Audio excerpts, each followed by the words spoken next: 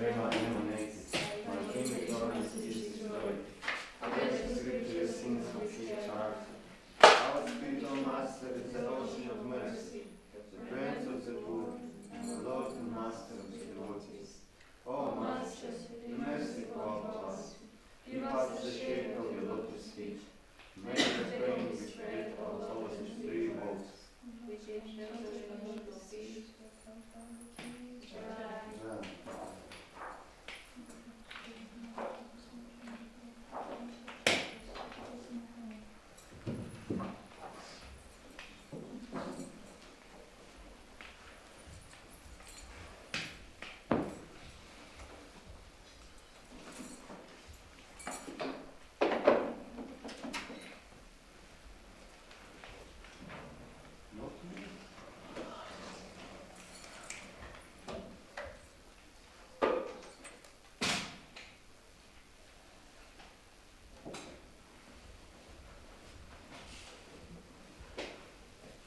You need harmonium or karta?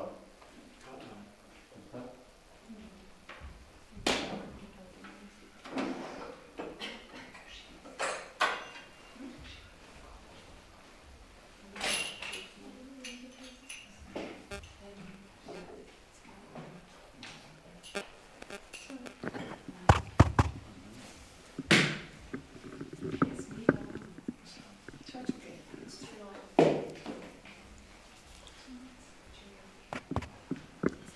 Jaya Radha Madhava Kunja Bihari Jaya Radha Madhava Kunja Bihari. Jaya Radha Madhava Kunja Bihari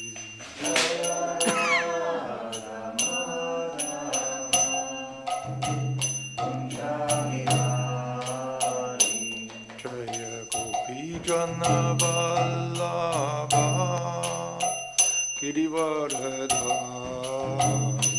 Jaya Gopi Jana Vallabha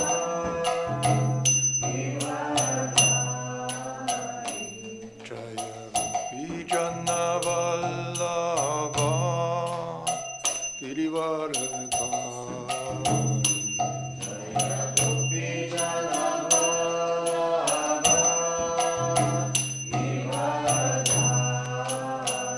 Yashodanandana Bhajana Ranjana Yashodanandana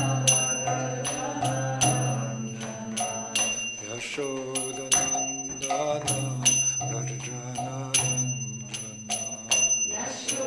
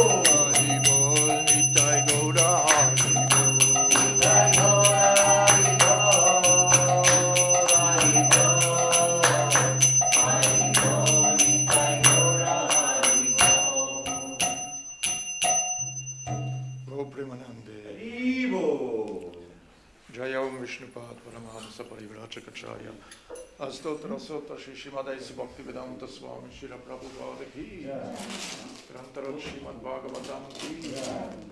All glories to the assembled devotees. All glories to the assembled devotees. All glories to the assembled devotees. All glories to Sri Guru and Sri Gauranga. All glories to Srila Prabhupada.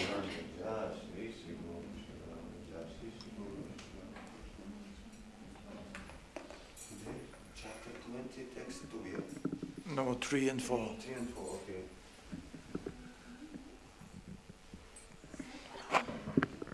Om Namo Bhagavate Vasudevaya.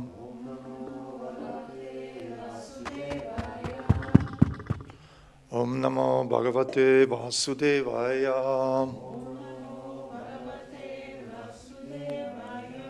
Om Namo Bhagavate Vasudevaya.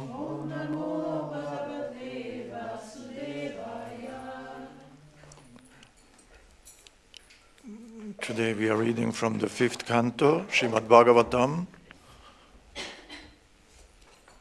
chapter 20, text 3 and 4. This verse is in prose, so I suggest I read the word for word translation and then the translation, because it's a very long prose verse.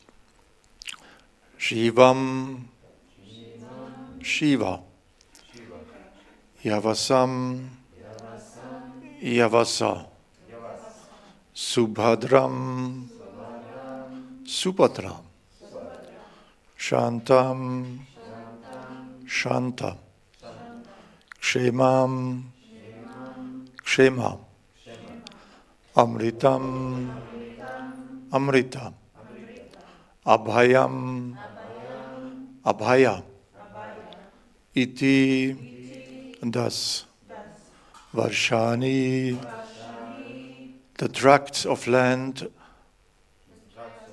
according to the names of the 7 sons. Teshu, in them, Kirayaha, mountains, Nadyacha, and rivers, Sapta, 7, Eva, indeed, Abhigyataha, are known, Manikutaha, Manikut, Vajrakuta, Vajrakut, Indrasenaha, Indrasena, Jyotishman, Jyotishman, Suparnaha, Suparna, Hiranyastivaha, Hiranyastiva, Megamala, Megamala, Iti, thus, Setu Shailaha, the ranges of mountains marking the borders of the Varshas.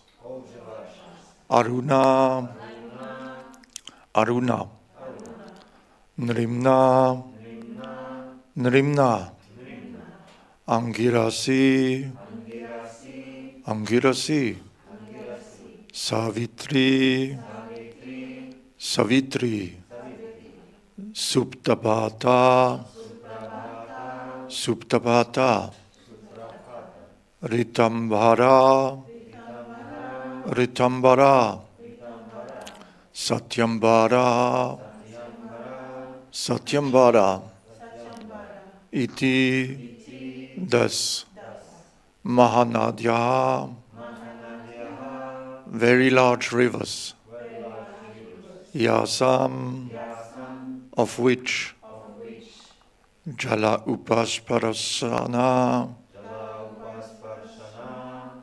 simply by touching the water, Viduta, washed off Ratatamasaha, whose modes of passion and ignorance.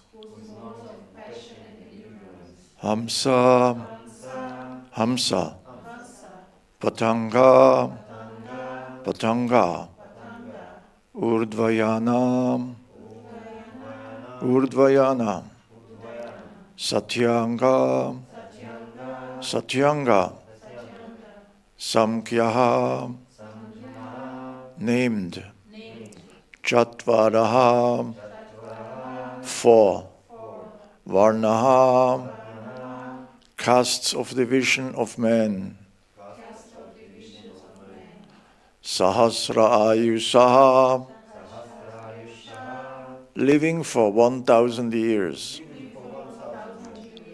Vibudha Upama, similar to the demigods, Sandarshana, in having very beautiful forms, Prajanaha, and in producing children, Svargadvaram, the gateway to the heavenly planets, Traya Vidyaya, by performing ritualistic ceremonies according to Vedic principles. Bhagavantam, the Supreme Personality of Godhead. Traimayam, established in the Vedas. Suryam Atmanam, the Super Soul, represented by the Sun God. Yajante, they worship. Translation.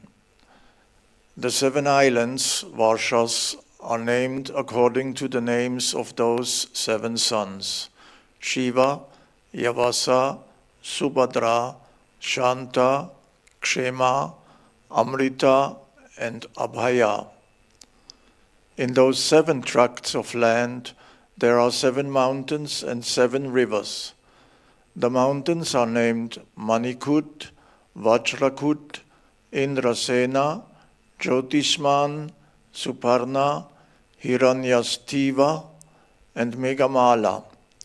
And the rivers are named Aruna, Nrimna, Angirasi, Savitri, Suptabhata, Ritambhara, and Satyambara. One can immediately be free from material contamination by touching or bathing in those rivers, and the 4 castes of people who live in Plakshadvip, the Hamsas, Patangas, Urdvayanas, and Satyangas, purify themselves in that way. The inhabitants of Plakshadvip live for 1,000 years. They are beautiful like the demigods, and they also beget children like the demigods. By completely performing the ritualistic ceremonies mentioned in the Vedas, and by worshipping the Supreme Personality of Godhead as represented by the Sun God, they attain the Sun, which is a heavenly planet. Purport.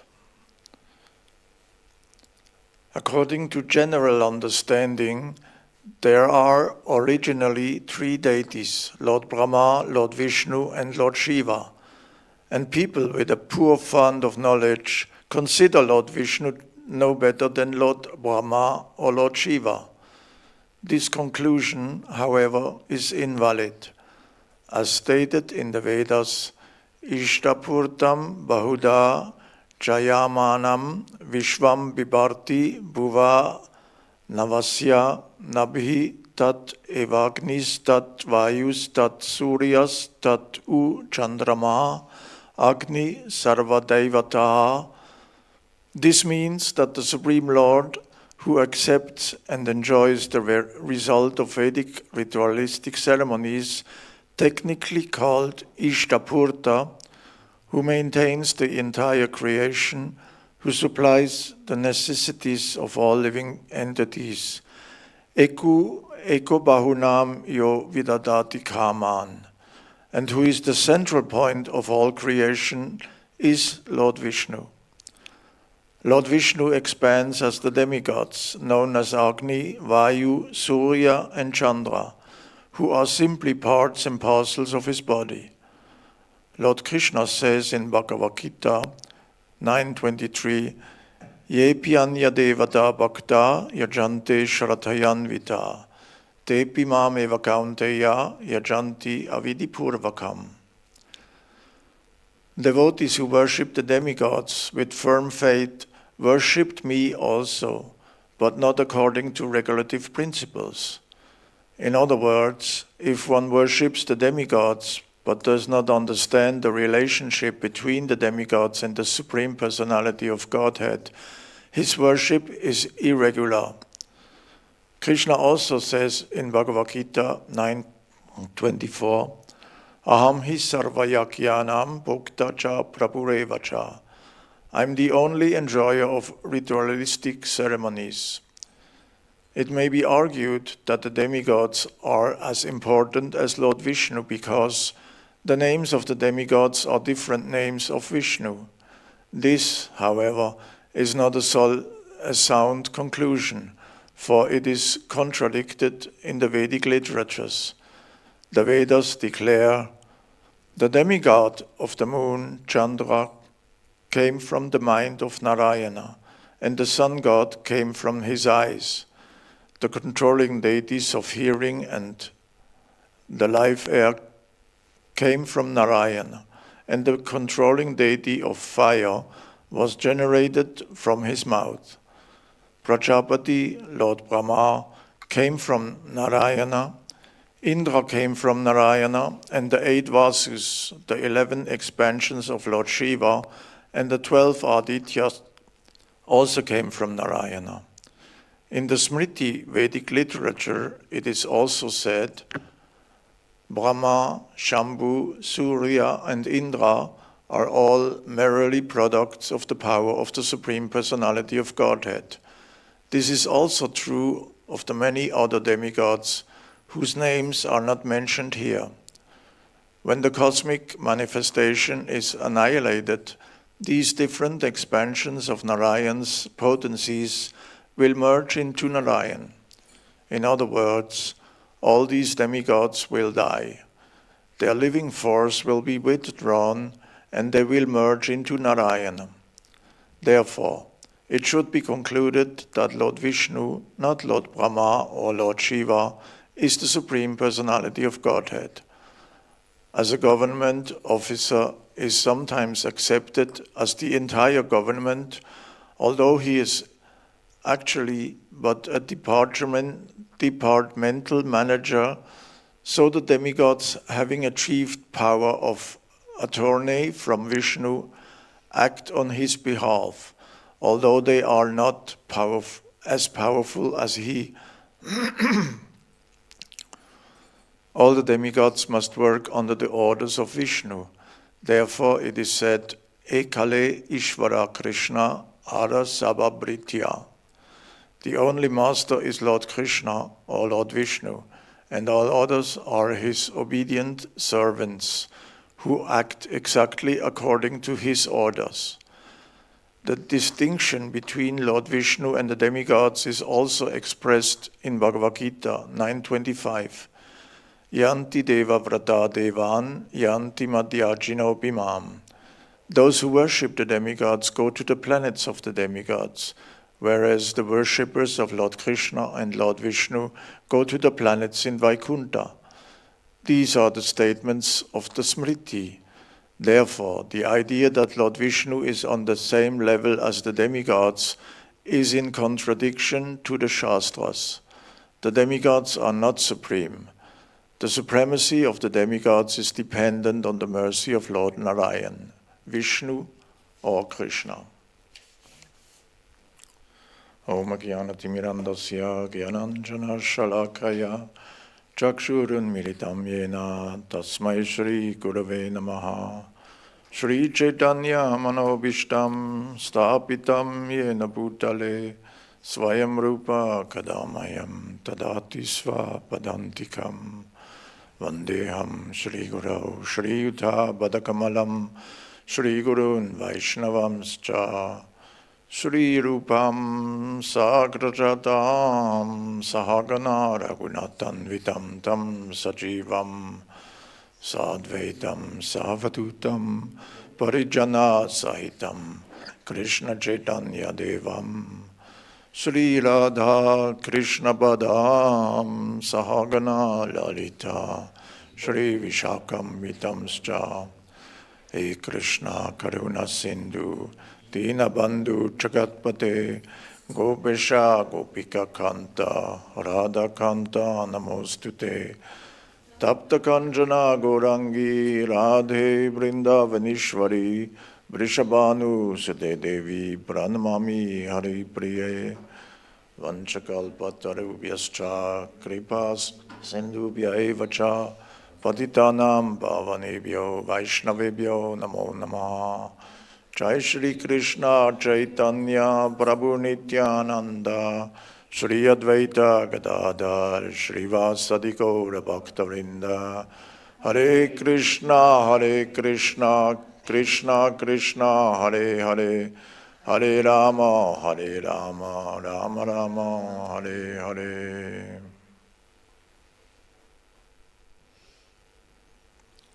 Hare Krishna. Thank you for coming to the Srimad Bhagavatam class. This chapter describes the structure of the universe. It may appear very technically. We come from the island of Jambudvip, which is the middle of the universe, outwards, and to the 7 islands on Bhumandala. This Bhumandala is described in Shastra like a lotus, and the 7 islands in the middle, with Jambudvip in the center, are like the whole wall of the lotus, not its leaves, but the center point. So, and this central point is this description now, the structure of the universe. Shukadev Goswami goes in great details to describe the whole universe, just to let us know where we are.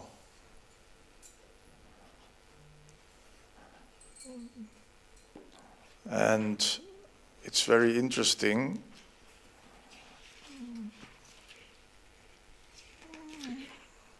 I have here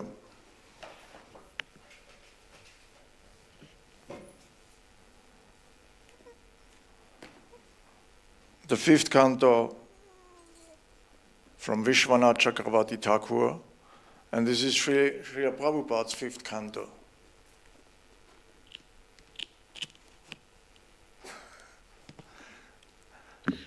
Why? Why? Because he didn't have to explain to the Western mind the whole structure or the philosophy like Srila Prabhupada to the Western mind, because it was accepted and firmly, deeply believed knowledge. The people knew about the structure of the universe. So he didn't have to make long explanation. And we read about the dimensions of the Bhumandala plane. The Bhumandala plane, this lotus is a very beautiful description. This Bhumandala plane is, according to Vishwanath Chakravarti Thakur, it's 500 million yojanas wide. The universe is like an egg, like a round egg, little higher than the expansions, than the diameter. The height is 510 million yojanas. But, and Vishwanath Chakravarti Thakur explains in his 5th canto in the purport, in this chapter also, from the 20th chapter, that the Bhumandala plane is not quite 500 million yojanas wide, which are 6.4 billion kilometers.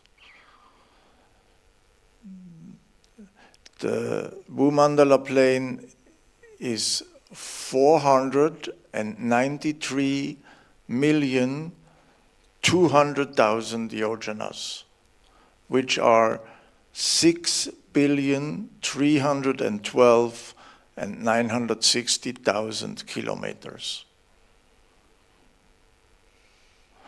Why it is important to know about that the Bhumandala plane is not quite touching the edges of the universe. We know the universe is like a coconut dub, and the shells are the layers are the different elements, starting with water.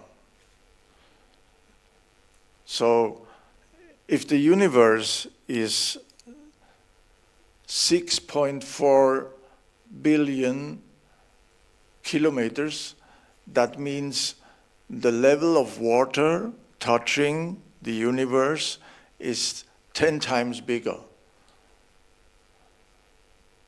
than 6.4 billion kilometers. And then the level, the layer of fire is 10 times bigger than the layer of water, and air 10 times bigger, and so on, the whole. So that means the universe itself is like a very tiny seed comparing to the layers of the universe. And so the Bhumandala plane, which is not quite touching the edges of that universe, the gap between the space between Bhumandala and the universal shell is 1,700,000 yojanas. No, 1,700,000 yojanas, which is 21,760,000 kilometers. Why do I tell this? Because that means that Bhumandala is floating in the air. It's not touching, it's floating, which means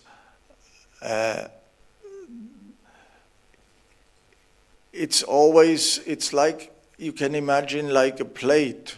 Sometimes we see in the circus, they have a plate and they spin it around and they do like a dance. And you think, oh wow, the plate is rotating, In the same way, we have Anantashesh, which is on the bottom of the universe in the Garbhodak ocean.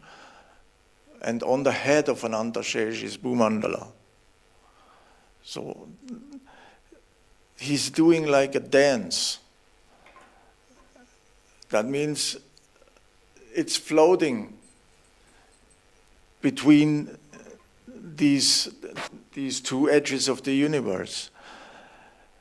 When Varaha was getting the earth out of the Garbhodak ocean, he couldn't go through Bhumandala plain because it is blocking the way down below. So he had to go all the way to the edges of the universe, to the edge. So he flew to the edge and he went down below the Bhumandala. And then he went down to the Garbhodak ocean to get the earth out of the Garbhodak ocean. So, and the interesting thing is this Bhumandala plain, not the whole Bhumandala plain is inhabited. Only half of the Bhumandala plain is inhabited. It is, there is a picture, I don't find it now in the fifth canto, but which describes the, it's not here, or maybe.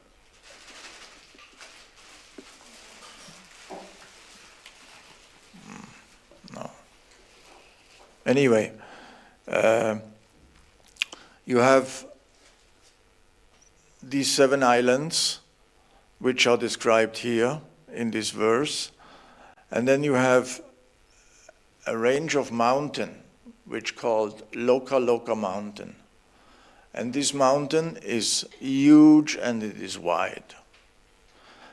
And everything inside the Loka Loka mountain is inhabited. And outside the Loka Loka mountain is not inhabited. Loka means inhabited, and Aloka means not inhabited. So these mountains separates the Bhumandala from being inhabited and not being, which means 3.2 billion miles are inhabited and 3.2 billion miles are not inhabited. I mean the diameter, not the distance from the middle point, from Mount Meru, up to the shell of the universe. And the sun is right in the middle of this universe. And it is called Martanda. It's that one who enters into the dead universe. Martanda means dead. This universe is actually dead because Prakriti is not alive without the soul.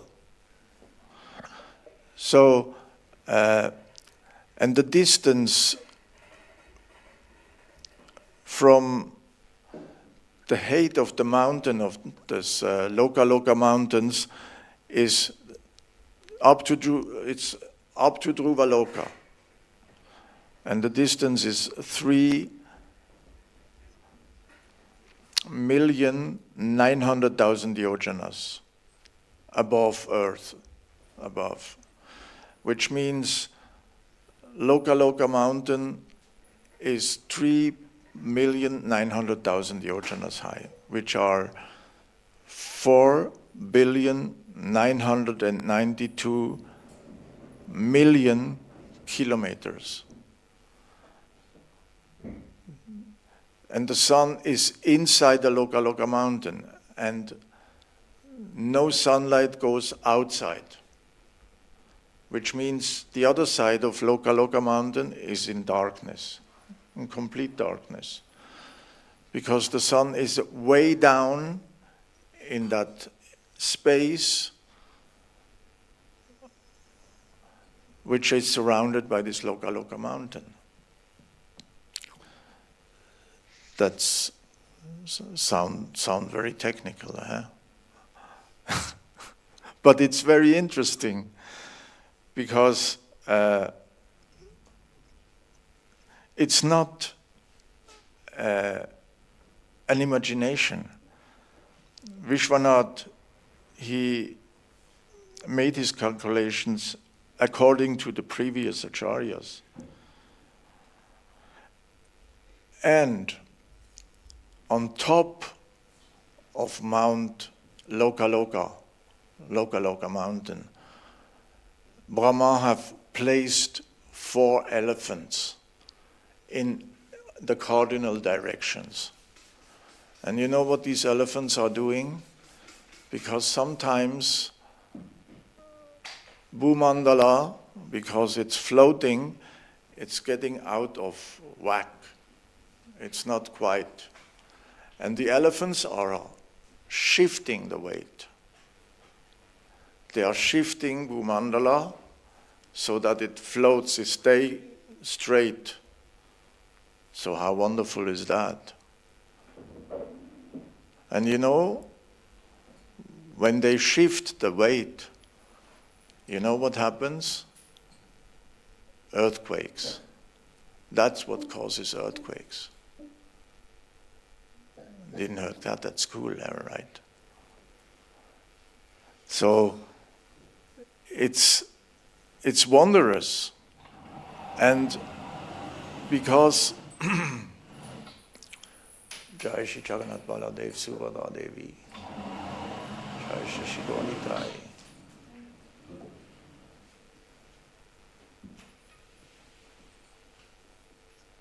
And all this is happening on the hoods of Anantashesh. And Anantashesh needs to have a solid ground. So Anantashesh, the solid ground on which Anantashesh is standing is Kurmadev. Kurmadev floating in the Garbhodak ocean. So, yeah, that is very wondrous. It's wonderful. And all this is described in the Srimad Bhagavatam, mainly in this chapter. And there is even a name, let me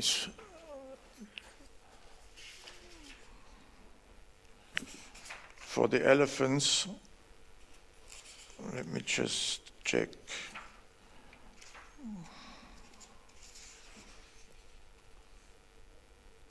Yeah, on the top of Lokaloka mountains are the 4 Gachapatis, the best of elephants, which were established in the 4 directions by Lord Brahma, the supreme guru of the entire universe. The names of those elephants are Rishabha, Pushkarachuda, Vamana, and Abharajit.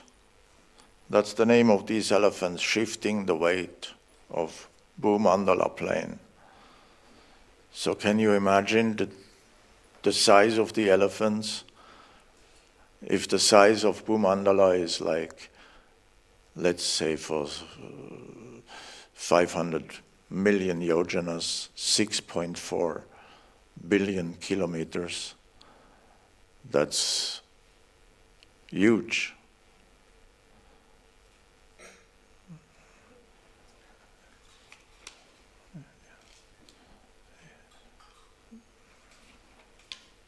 So this, and the son Martanda entering in this dead universe, because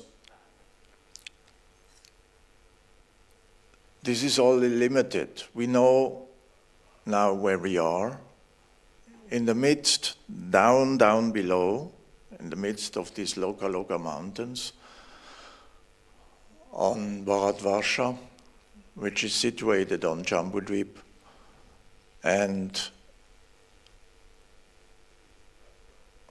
everything is limited.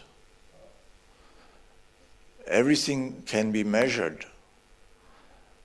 What we hear, all these descriptions of the length, of the height, of the circumference.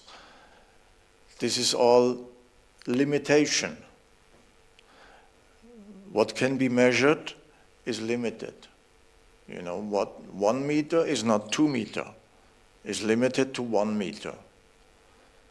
So the soul actually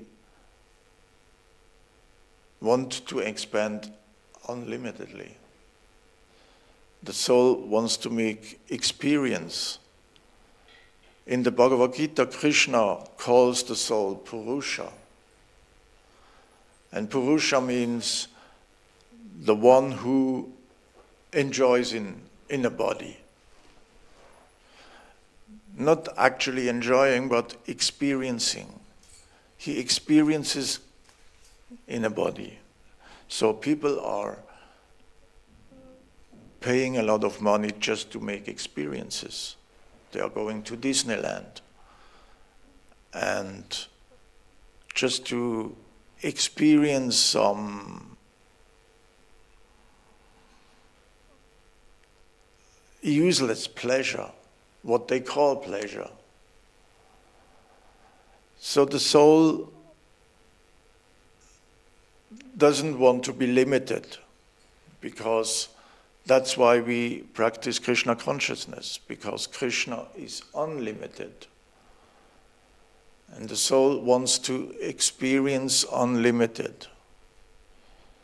So therefore, he's not at home here in this material world, which is described here in the Srimad Bhagavatam, in the 20th chapter, the structure of the universe.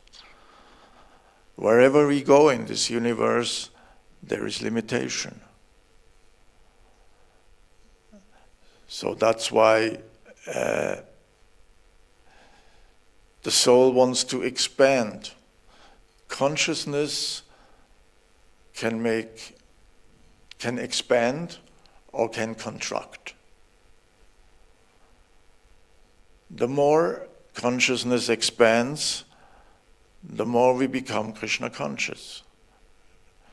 The more we know that we are not at home here in this material world, but we are in prison. So that Bhumandala plane, wherever we are, in this Bhumandala plane, there is limitation, and there is birth, death, old age, and disease. Even if we go to Brahmaloka, even Brahma cannot climb out of this universe by all his powers. I take his dust on my feet, on my head, but he cannot climb out. In the same way, nobody of us, we are in a prison. We are in this sphere of the universe. So we want to expand our consciousness. You know, the contraction, there are 5 different kinds of contraction. And the lowest of contraction is in the plant body. The plants, their consciousness is very contracted. They don't have a feeling of experiencing, even if very limited. And then the second stage is the animals stage. They can experience. And the more the consciousness is expanded, the more we can feel something. The more we can distinguish between the consequences. whatever we do have some consequences. So that's our free choice, because consciousness means freedom of choice. We can decide whatever we want to experience. And according to that, we are getting karma. So the more we can distinguish between the results, and the more we can feel the experience, the more elevated we are in the forms of life. It's a very wide topic, and but even here in this material world, if we live in the mode of goodness, still the mode of goodness means limitation. Is limited, plafoniert, because everything is limited here. Everything is measurable.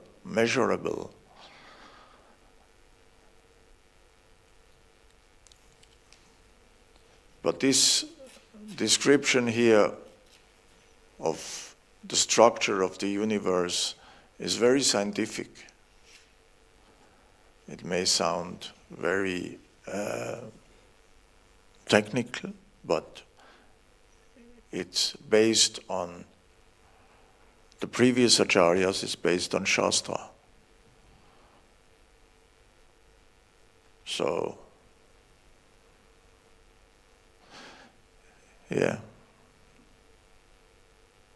that's some thoughts. Maybe there are some questions or some comments. Yes, please. Hare Krishna. So in the beginning you mentioned that this personality that wanted to cross this plane, he had to go at the edge and go to the lower... Varaha. Yeah. Varahadev. But, so there is an edge, right? Mm-hmm. And outside that edge is it like that we are floating and then outside is the spiritual realm, or what's us like beyond this edge? Beyond the edge of the universe, there are these 7 shells, layers of the elements. You know, the universe itself is like, the inner of a coconut, and then the shells, the layers, starting with water, fire, air, ether, mind, intelligence, like that. You know, and then only you become, you get into the Karana ocean. Karana Dakashayo. You know, this is just one universe, which is covered by these layers, which means,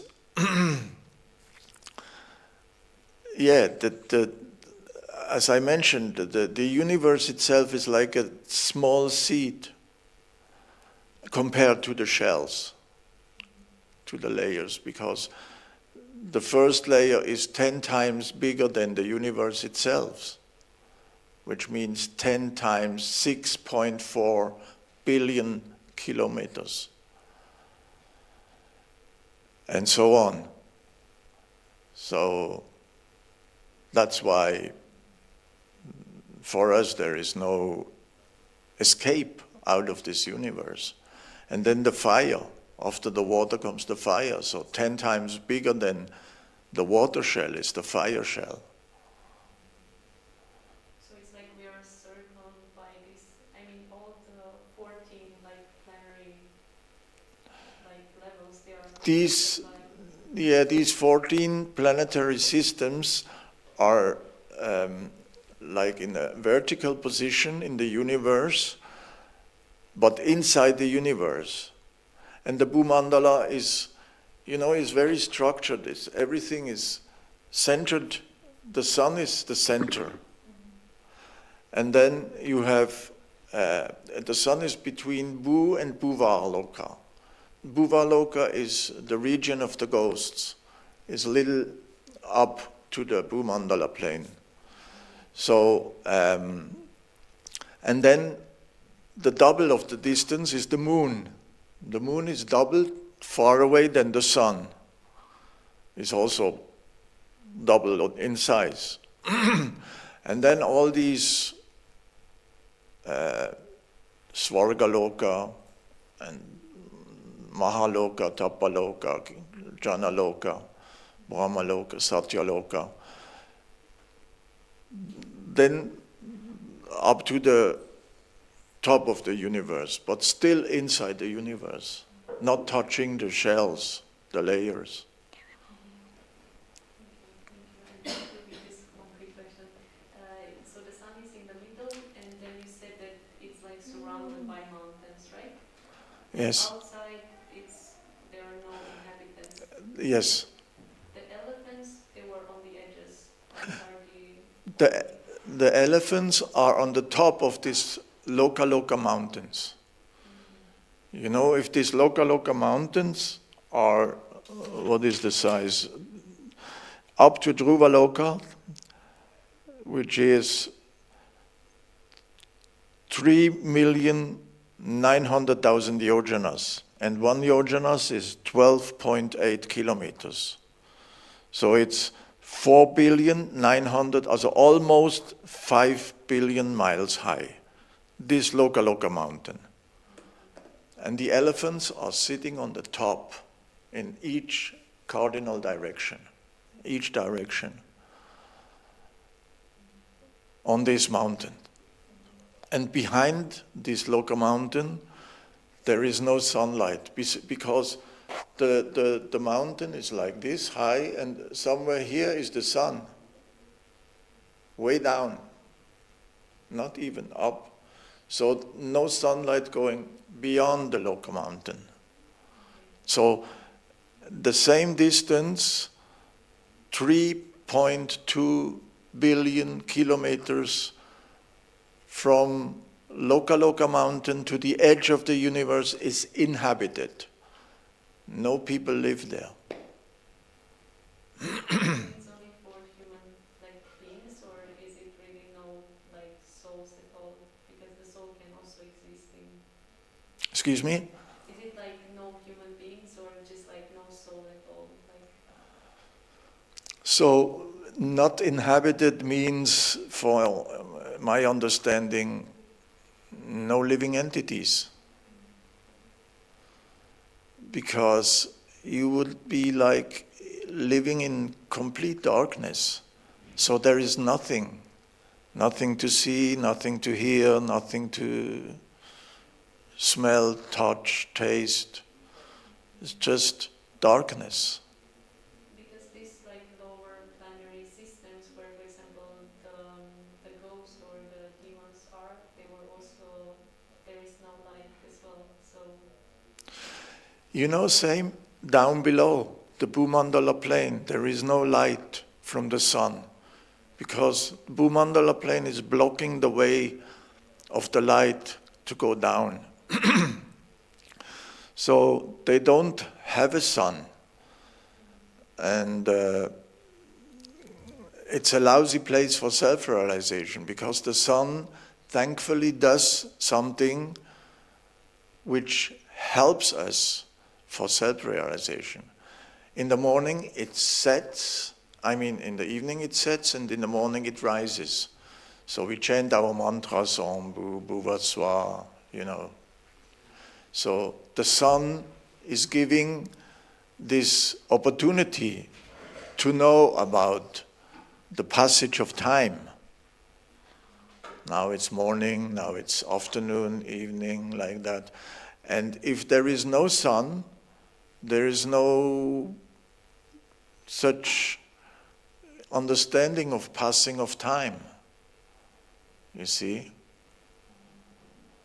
Without sunlight, it's just, I mean, okay, they have a dull light from the jewels of the serpents, of the heads of the serpents. So it's lit, but it's a dull light. It's not without the tejas. It's not, you can see, but it's mostly like darkish. So the sun is inside the Loka mountains. All that is lit up by the sun.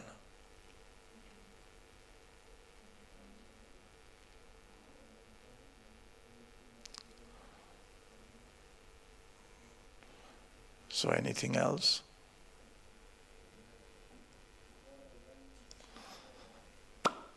Rantar Srimad Bhagavatam ki, Srila Prabhupada ki.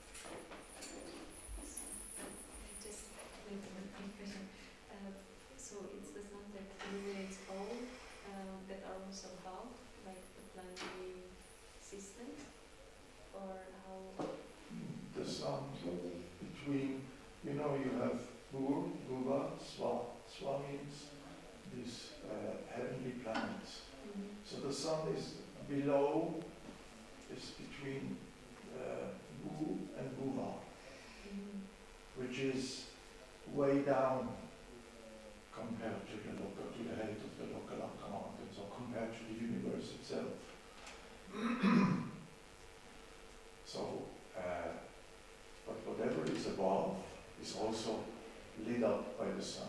By the sun. Mm-hmm. But it's not like they're really like a plane. Is it like also where the mountains, for example, if they are higher up, then you're on a higher like level?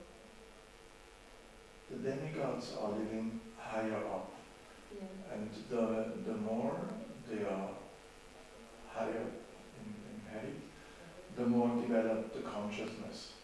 Mm-hmm. Which, I mean, you know, we heard in the 19th chapter, for example, that the demigods are praying to take birth in Bharatvarsha, because this is the perfect place to be for, because we can choose where we want to go in our life. Demigods are living their karma.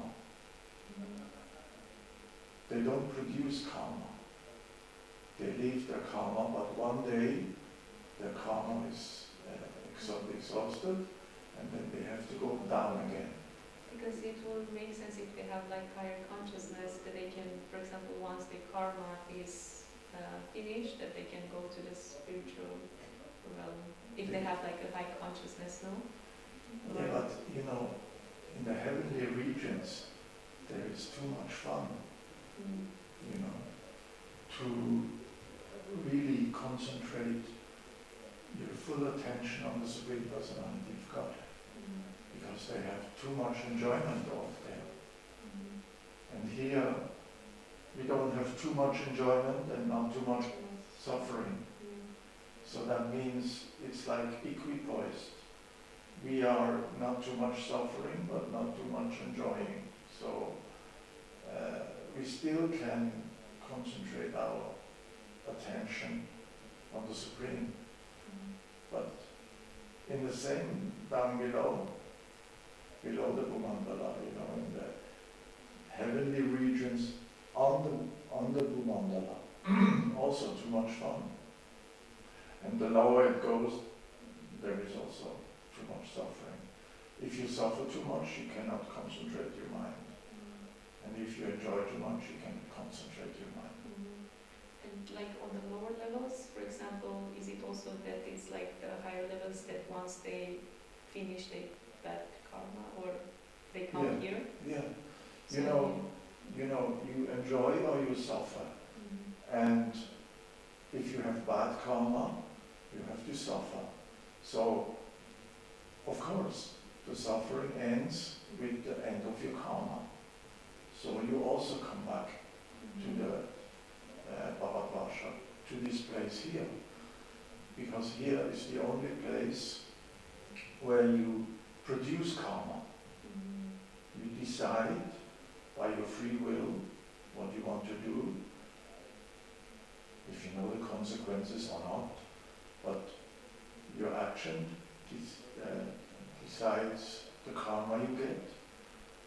Or if you want to become free from karma, your action decides to come free from karma. But this free choice is happening here in Bharatvarsha. Mhm. This free choice is something which is, you know, an essential part of the consciousness. Mhm. Krishna never takes away our free will. You know, like, you can say Maya never comes without an invitation. If you don't invite Maya into your life, Maya doesn't come. But You sometimes understand? maybe not really, because I feel sometimes it's still like you go outside, for example, from the temple and then you see like different things and it's so easy that, why is it so strong that it catches you like Yeah. if it's not invited or if you're... Arjuna also speaks from that in the third chapter of the Bhagavad Gita, why I do things although I know it better, but it's so strong it overwhelms me. And you know the problem is, why Maya doesn't come without an invitation. Because we make a decision, and with that decision, even if we know better, but we make the wrong decision because we want to experience something. You know, that's why people pay a lot of money just to make an experience.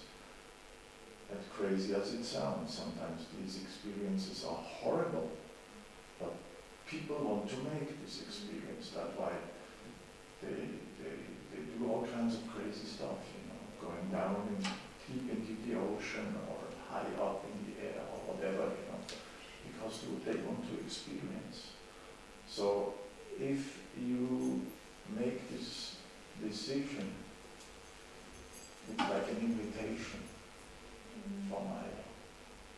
Okay, you want to experience something, so I give myself to you, you know, whatever it is. Maya doesn't act without being invited from you. So it's from your choice. By your choice. Okay. Yes. You have the free will, you can choose. So you can choose not to invite Maya Devi. You can choose, of course, it needs knowledge, it needs realization, it needs strength, determination.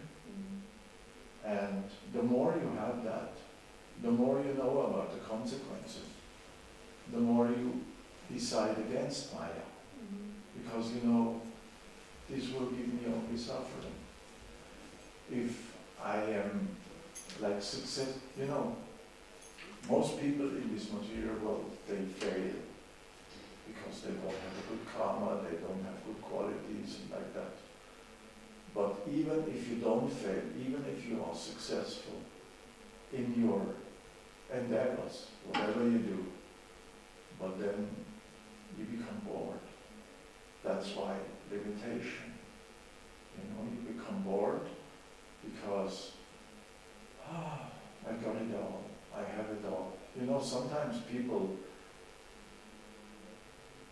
I heard of people dying from boredness. They become so bored about everything. They have everything, whatever you can imagine, but they become bored. They is there, you always imagine something, an expectation, you have expectations, and the reality never fulfill your expectation, because it's just not the place for that, you see. So your expectations become not fulfilled, and then you start saying, was it worth the endeavor I made for that?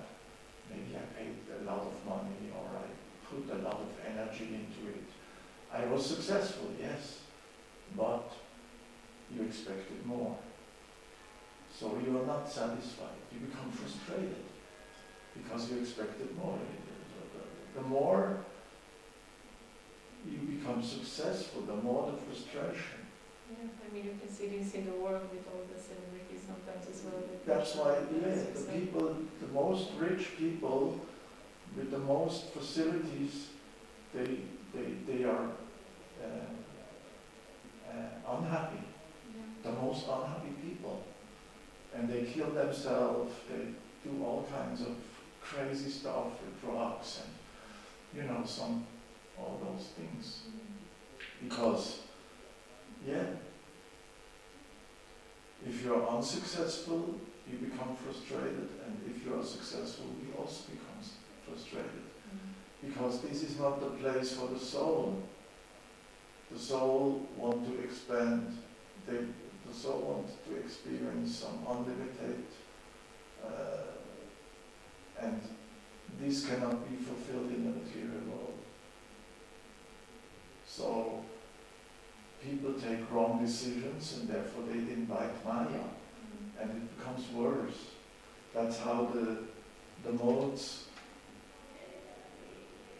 one goes after the other. First you are very peaceful, self-aware, and then you suddenly become bored. Is there anything else? Was that all? You see? And then you start looking around. Where is more? And that's already the mode of passion. Oh, really, from that state of sattva. That's already the mode of passion. But you can also go to self-realization that you think that, is there something more beyond this? That's something else. I mean, of course, the modes are very strong, so if you want more of Krishna, then that's not the mode of passion. But if you want more of anything else, whatever it is, then it's already goodness going slowly away, passion comes more and more in. And then you become, if you are successful, as I said, you become frustrated because your expectations were much higher than what you get. You go into ignorance then? And then you go, and then he said, was it worth that? I'm tired of all this. I just want to drink and sleep, or smoke and sleep, all that. And that's the ignorance. And then it goes down, until you say, I have to push myself again. I cannot. Once you make also that choice, And then the mode of goodness comes back again. You see? That's why Krishna is saying is always this mode of changing, because of the passage of time. Time passes, and these modes are changing. They change your consciousness. In a way it's good that it's not going just down and down, ignorance that you cannot go back. There is no end of going down, up to you suicide, because you don't see any way out. Up to you take yourself this, Yeah. and then the more the goodness again. Up to you come Lord, well, is there anything else? Start looking around, And then finally you can right think around the corner, behind there, Yeah. is already passionate. Yeah. So that's why. And this is the limitation of consciousness. See, without Krishna consciousness there is no really life, there is just existence. And this existence can be miserable, can be boring, can be,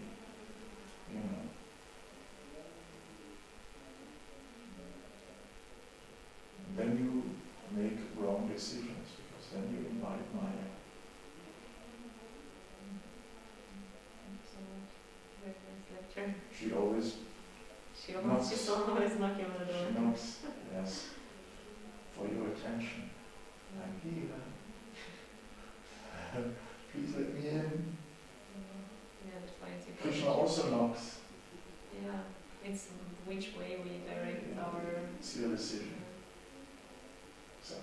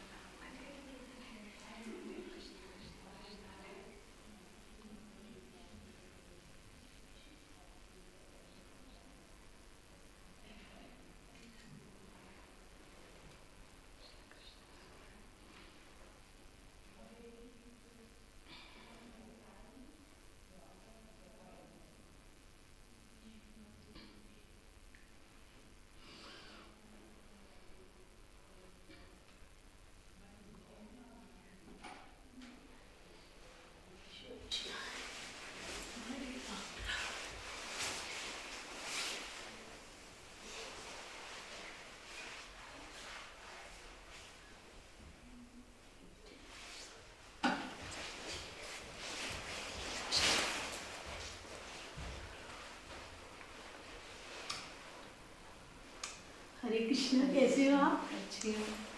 सेवा के लिए आए हैं आज आप? हाँ। So nice. Maybe I will. Hare Krishna.